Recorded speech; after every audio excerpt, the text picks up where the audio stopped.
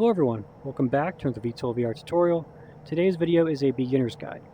This video is going to teach you everything you need to know to get off the ground in the air and engaging targets with your friends. This is not a super in-depth video. There are going to be some topics I don't cover, but it will teach you the basics that you need to play the game. So step one, let's turn the plane on. Start by bringing down your canopy because it'll get noisy. Then turn on your battery and your APU. Wait for it to spool up. Then turn on your engines. Once they spool up, your plane is operational. You can fly it now. You throttle up, you can start moving. But we're going to do a little bit more than that. Next, turn on your HUD and HMCS. Turn on both of these. Click on Fuel. Click on this, and then RWR. Turn on both of your screens. And turn on your radar. Turn off your brake lock, and we're ready to taxi. Throttle up a little bit, not too much. Don't want to get too fast on the ground.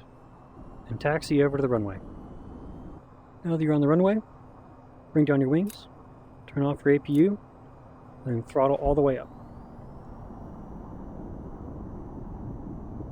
Watch your speed on the HUD on the left side. Once you get to 150, you can pull up and take off.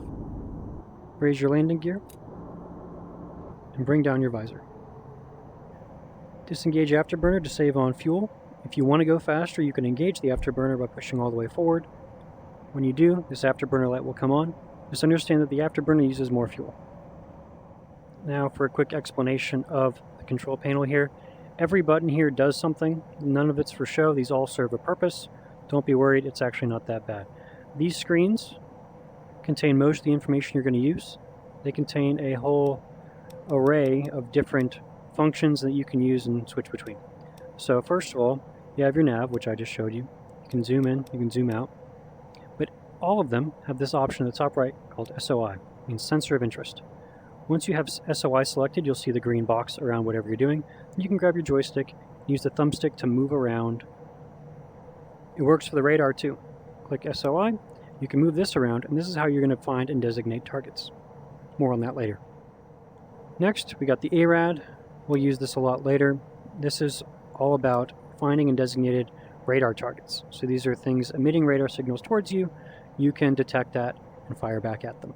Next, we'll cover the TGP. I have a whole video on this that goes much more in depth than I'm going to go here. You just need to know what it does.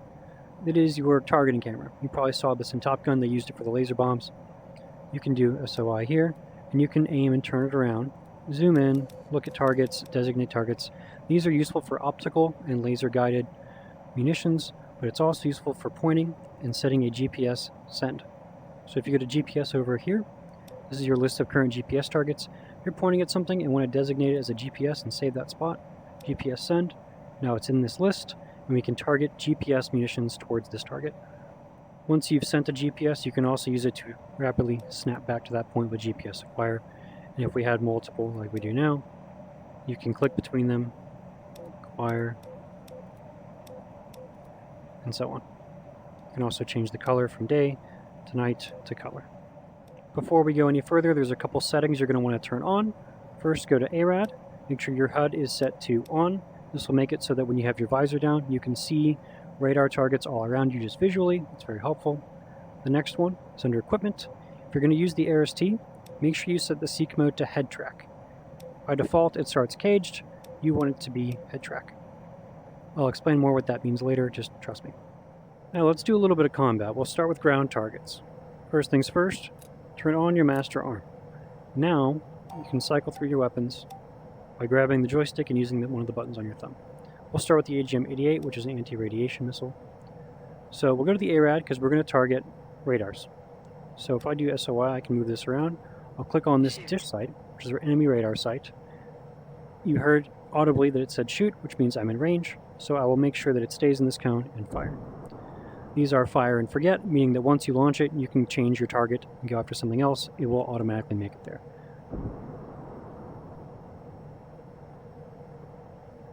Next, we'll use the TGP to set some GPS targets and drop some bombs.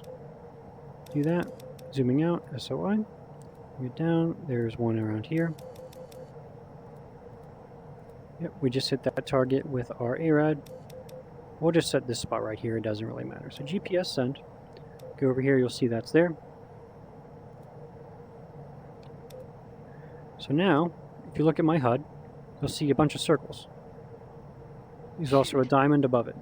When the diamond is in the center of the circle, drop the bomb. And we're about there. Bomb's away. You can also set another target. We'll do this one. Cycle down to it. Drop another bomb. It's a bomb. They're also fire and forget, except for the laser ones. They both hit. Make sure you're not nosing down, diving at all while you drop your bombs, because you can hit your bomb after you drop it. It's a common mistake. So now I'm going to use some optical fire and forget missiles to go after some tanks here. So we'll use the TGP, point it, pull the trigger, press the thumb button. Pull the trigger, thumb button, and we're in. Now, we'll also use some laser bombs. Laser bombs work the same as GPS bombs, except you have to maintain lock on the target with your TGP until the bomb hits. Point at this one, and drop.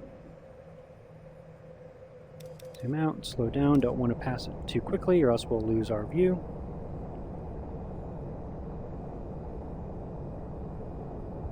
And it hit.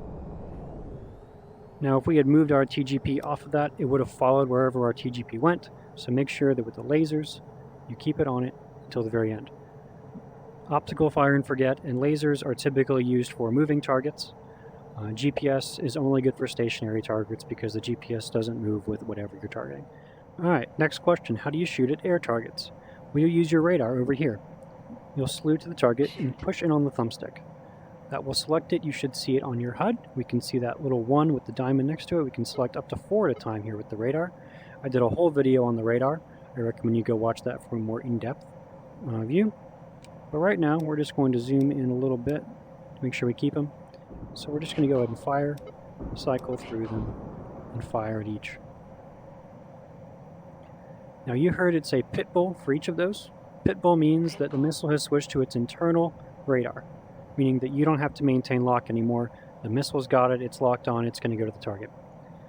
A couple things to note about that.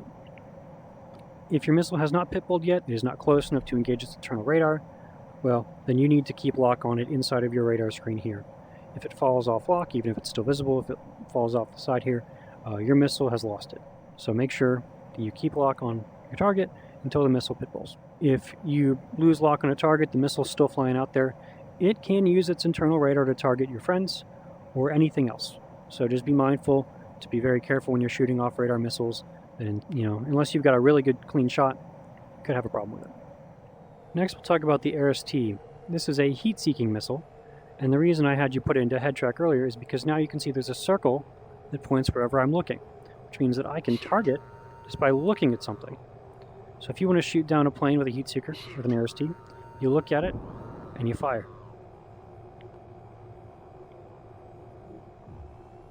We hit it, but you saw him launching flares, and you see how I can target those flares here. It's because the flares give off a lot of heat signatures. So when you're being shot at with an ARAD or another heat-seeking missile, the best thing you can do is throttle back and flare. Next, we'll talk about the guns. It's the Vulcan on the FA-26B that I'm in right now. And you can see that when you have the gun selected, you've got what's called a gun funnel right here. So when you fire, it will, for the most part, follow the funnel.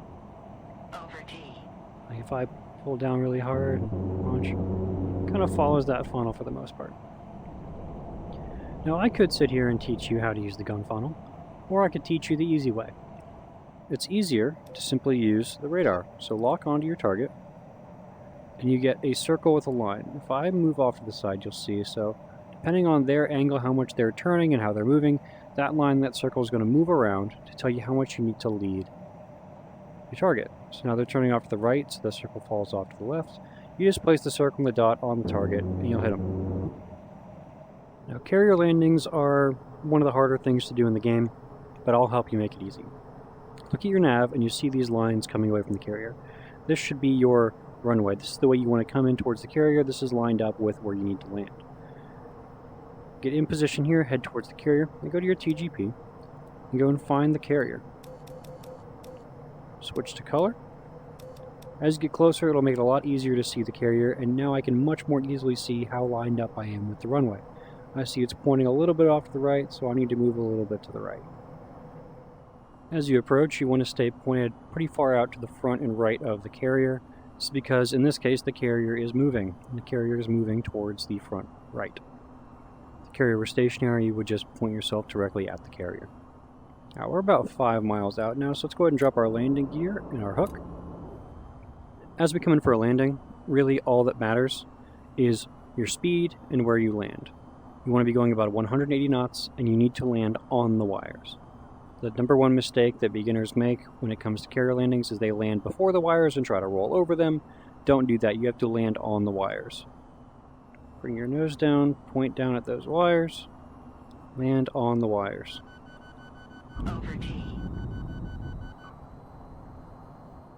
Taking off from a carrier is pretty easy too. All you do is drop your launch bar and proceed to one of the catapults around the carrier.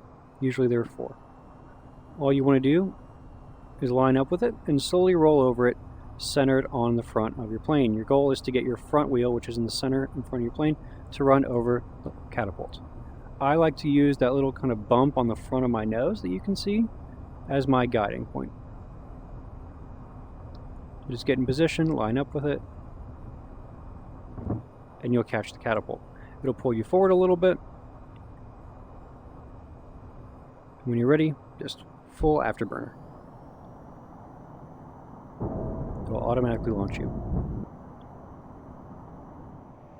Next, let's talk about defending against missiles in the air. So I have 2 fighters up ahead. I'm being radar locked by them right now. But I'm not worried because I have the ARAD. ARAD is going to be your friend in the beginning of the game because missile dodging is hard, and you can use the ARAD to intercept missiles in the air as they come to you. Go ahead and add these 2 guys to the radar. Keep an eye out for smoke in the air. I see smoke in the air up there. It's from above me, a little bit to the left. And we're just going to keep our ARAD pointed at where we think that missile is going to be coming from. There's our missile warning. Missile is Pitbull, it's coming in. We're just going to fire a missile out at it. Missile defeated. Firing another missile. Just going to launch one out. That one's going to go after the plane. Launch that one there at the missile. That one came out from our left. Easy. And that's all there is to it. That's how you defeat missiles with the ARAD. Makes it a lot easier. Alright, next we'll talk a little bit about missile dodging. I have multiple videos on this. There are a lot of different techniques you can use to evade missiles, especially with radar lock. Common ones are hiding behind terrain, or chaffing, or notching. Those are all fine, but I've had the most success just by getting really good at dodging missiles with G-pulls. One thing that helps a lot with G-pulling is turning off your G-limiter. The G-limiter caps your G's that you can pull at one time at about 9.5 in the FA-26B. A lot of G-pulls you're going to want to pull more than that. You don't necessarily have to. You don't actually have to even take off the G-limiter to do G-pulls. But it does make it easier, especially when you're learning at the beginning. Just make sure you don't go more than 13 or 14 Gs, because at that point you start ripping off your armaments and your wings. The technique is simple. Find out where the missile is coming from, and then cut inward really hard through a hard left or right turn, or do a barrel roll up and around the missile. We're getting locked by these fighters up ahead. Go ahead and put them on the radar here. And then I know these guys are at 19,000 feet. I'm at 18,300, so we're about level. So I can do either technique here. I see the missiles coming out from between them. I'm going to do a barrel roll. And I talk about it in other videos, but there are certain times when you do barrel rolls and certain times when you'll do a hard turn. To do a barrel roll, watch it. Watch right here. When it hits the plus, go to the right, up and around. Missile evaded, and both of our missiles hit. Now for this one, I'm going to show the hard turn. So we're just going to watch our RWR. And when that missile gets close, we're going to do our hard G-pull turn. Here it comes. Get ready. It touches that plus. Pull. Now that's just the basics, but if you can master all that, you're well on your way to being a skilled pilot in VTOL VR. If you have any questions or any video requests, please leave a comment below. Thanks, I'll see you next time.